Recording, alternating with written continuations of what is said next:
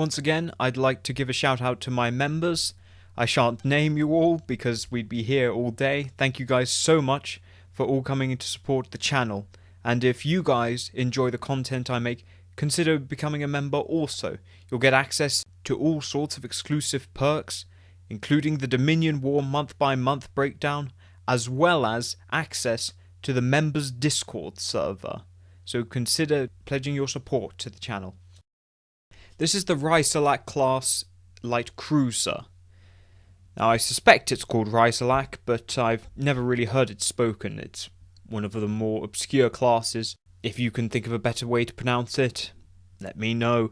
But Rasilak is what I've come to know it as.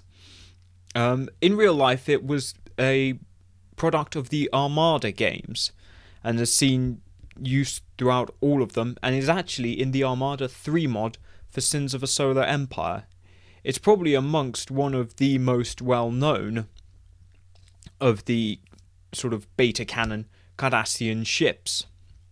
It really is quite prolific. You'll find it a lot in various mods, so it's obviously made quite a good impression amongst the community, and I can see why. It's a very unique but very Cardassian design, and very simple and striking. In terms of my own history with the ship, I think I first saw it in Flash Trek, the old Flash Trek games, V2.0, and I came across it and I was trying to sneak some supplies down onto the planet, and I beamed down and I thought it hadn't noticed me, and as I moved off, it then opened fire on me with its pulse disruptors, and it gave me a terrible shock, absolutely terrifying thing, especially when you're only in a Danube runabout, I'll tell you that.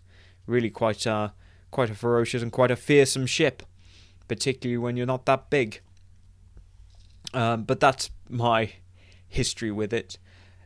In universe, it was built, generally it's accepted it was built in the 2360s as a replacement for the Kulanor. Now the Kulanor was of course the first modern Cardassian ship. It had a lot in common with the Galor, really was the proto version of the Galor.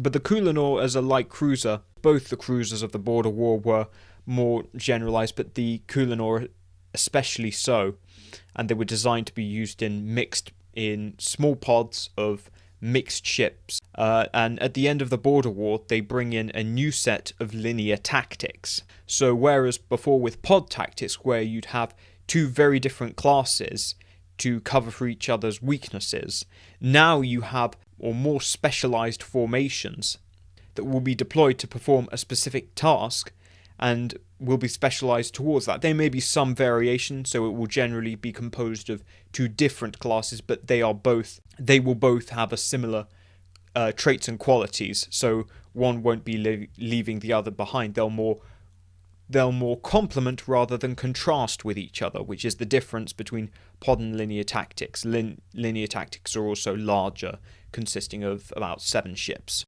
With this change to linear tactics, the Kulanor kind of finds itself out of a job, since the Galor, which was developed from it, is really doing everything it can, but better, and is still pretty much as fast, and is way more powerful.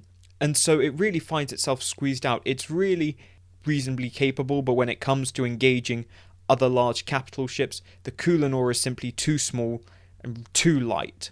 So they decide to go to a more compact and homogenized light cruiser design. And this is where the Rasilak comes in. You have basically removed the dual hull design. There's no discernible bridge section protruding or anything like that. It's all pretty much just the wing section and a superstructure built on top of it.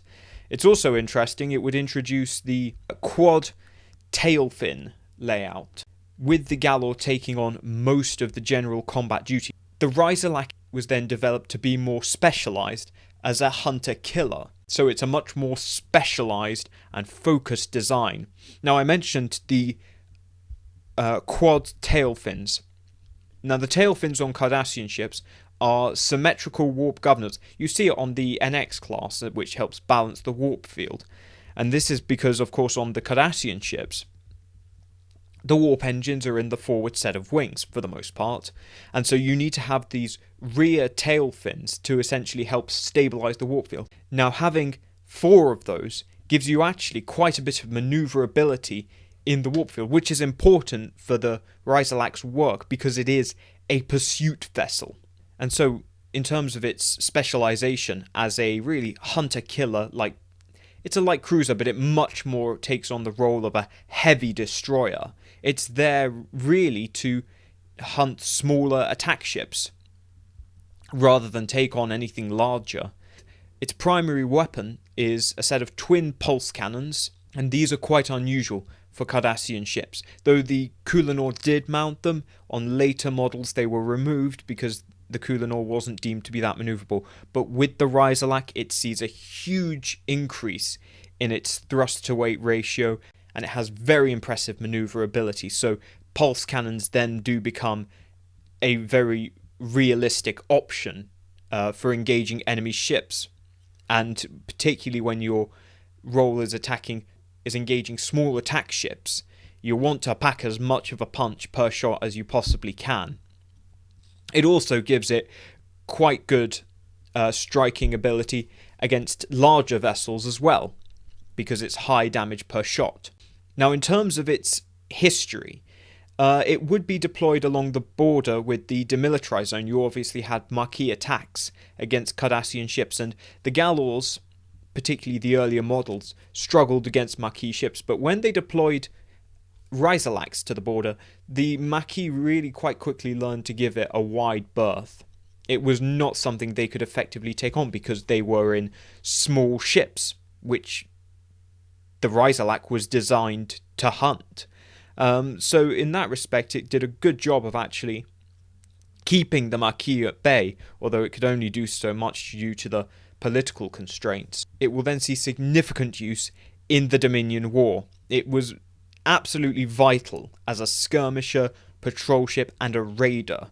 The raiding campaign of mid-2374 was predicated on the Rasilak, and it was incredibly effective. It was really the closest equivalent the Cardassians had to the Defiant, although it was actually, of course, larger. For a lot of what the Starfleet had, it was pretty fearsome, particularly smaller ships. It really wasn't to be trifled with, and particularly when they were used in these wolf pack formations of, say, 3 or 4, in tandem perhaps with other classes, they do make for quite fearsome opponents, and particularly when you're not expecting them. Although during the Dominion War, it wasn't so much use in pitched battles, in large-scale engagements, because it didn't quite have that oomph to go up against large capital ship formations. However, in terms of guarding the flanks, and as a picket vessel, it was incredibly effective and was very good at corralling and harrying enemy ships as well, particularly if they were retreating.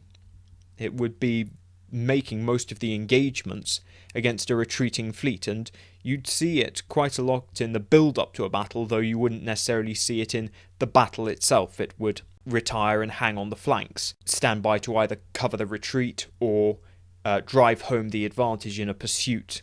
And in that role, it was very effective. Now, it would see an upgrade into the Sartan.